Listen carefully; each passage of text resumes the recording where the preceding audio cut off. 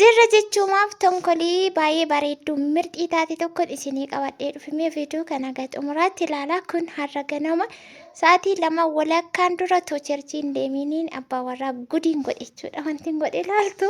Samuuna kanaas hin jalaa babbanniitu jirra. Xiqqoo waan biizii taanii fakkaata. Akka nun dagannii akka nun raanfanni faamilii keenya kan baay'ee jaallannuuf kabajnuuf viidiyoo keenya isinitti tolee warra nu jaallatan laayikii gochuu naga xumuraan waliin tura. Nagaan isiniif haa ta'u.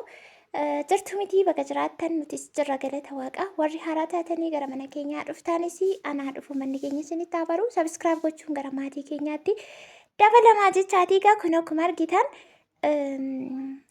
jidduutti naa dhufe yaadni kun jechuudha jidduutti otoo bishaan buusaa fi sagalee yeroo viidiyoo waraabamu beekuma irraa rimuuf godhee otoo dhageessanii isin wariirtanii badduun iyye jechuudha iyyee bishaanii inni waraabamee lafa turuu fi inni tubboo keessaa yookaan baambaa keessaa bu'uu garaagarummaa qaba. Inni bu'ee lafa taa'u baay'ee tokko namatti qorra. Inni baambaa keessaa amma buufatan immoo hin ho'a jechuudha. Bishaan isaa akkasumaan qorru amma bishaan cufameetu isa waraabamee lafa taa'eenidha kan inni qachaatee jiru. Achiin booda bishaan naafuu sennaan ishiin jedheen. Rifeensa kaleessa miiccatee turee har'a hin miicunnaanii xiqquma miicii jennaan tiishartii baasennaan hin baasuu jedhe. Illikki wal qabne irra kaleessa shaaworii galeera waan ta'eefu. Inumayyuu nan barbaachisu ture na dhiqadhu malee jedhe. Achii otoo bishaan buusu jidduutti tonkoliin naa dhufe. Astuun akka kaameraa qabdu godhee gudii gochuufan deema. Baay'ee waan dhiirri yeroo rifeensi isaa bareedu yookaan immoo farrazaatu baay'ee natti tola. Kun immoo badaa firiiziifis akkasuma miti rifeensa guddisuuf immoo bakka hojiilleen eeyyamu jidduu galeessattidha kan isaan itti naa jedhanii. Yoo rifeensa guddisanii maal jedhanii ati maal keessaa qabda warra jaraa keessaa namni waan jedhamu nutti ka'a jedhe. Kanaafuu jidduu magaleessa irraa makaa saamunaatti dibsiisee maal jedhee bishaanichi baay'ee qorra. Isa booda ani namarraa nan dhiise malee baalliidhaan gaditti naquufan ture jechuudha. Baalliidhaan itti galagalchuu fi amma shurraabii duubaan gadi naa buteedha kunoo. Akkasitti hin qabbaneessi kana kaase. Akka nama seexanni irra jirtuutti iyyee jechuudha. Bishaan dugdatti gadi nam'ee akka san godhe. Akkam jettu simmee nama kanarratti piraankii hojjedhu. Dhumoo dhiisumoo akkamidha piraankii keessa hin galiini.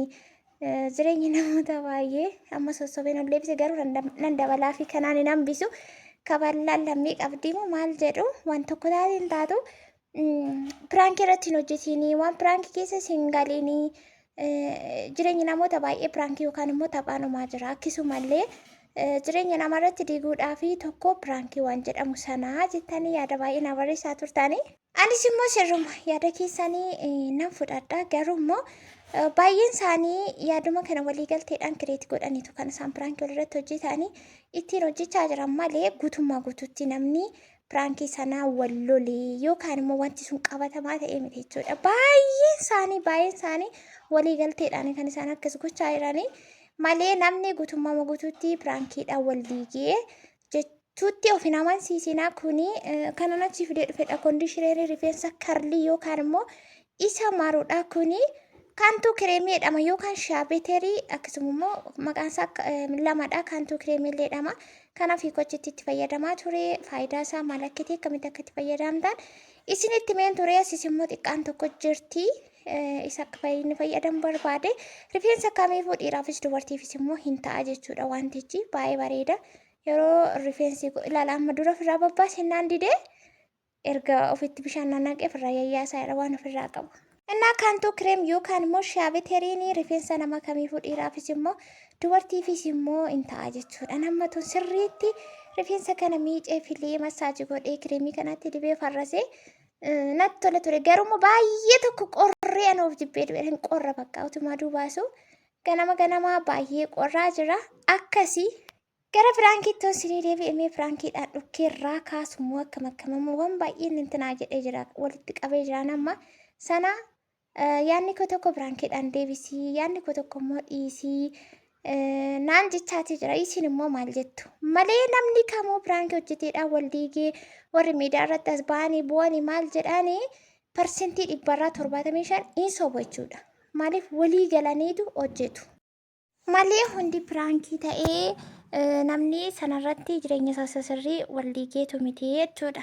Qabatamaatiin kan wal diiganii dhimma biraadha malee piraankiidhaan namni Yeroo ammaa kana bo'aan lafatti of rukutan maal jedhanii dhugaa isinitti hin fakkaatin jechuu barbaadanii maaliifi diigamoo jireenyaa yookaan gaa'ila namni kamiyyuu hin jaallatu yeroo akkasii immoo dhugaa namatti fakkaachuu danda'a. Bakka maar dabaleef hin jira guys. Kun akkasitti yeroo lama dugda keessaa gadi yayyaasee garuu umarratti hin namarare maaliifi bishaanichi anumattu baay'ee qorra amma sossobee tiisharticharraa gadi baaseenii dirqama fooxaatiin irraa gossuun qaba. Akka waraabamaa jiru quban qabu. Yaa'u sooshaal miidiyaaf haaraa ta'uu baatuyyuu waa'ee firaankii waan tokko hinuma beeka. Kanaafuu mee astuu faana waliigallee irraa dhukkee kaasnamoo dhiisii irratti hin hojjetin jettuma. As kanatti baay'eema tokko nama raree hin qorra ganama waan ta'eefi yaa'u dhiironni qorra hin dandamatu seedhuuf malee bishaan qorraatiin mataa miiccachuun baay'ee tokko ulfaata. Hanqubumaan iyyuu tuqu ho'isee malee jechuudha. Akkas isiniin jedha.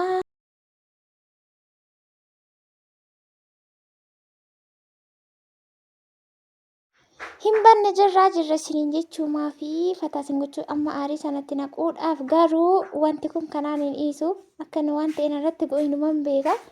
Ofuman siisee manii taa'a garuu cakkana taa'aare. Namni firaankii kana irratti hojjetu hin barbaadu namarratti garuu tona jedhee aga tokko yaada isaanaan qaba. Amma bishaan natti naquudhaaf sossobeerraa fudhadhee jira. Bakki jirtanitti nagaa fayyaa taa'ee ayyaanni xinqataa dhufaa ayyaana gaarii isiniif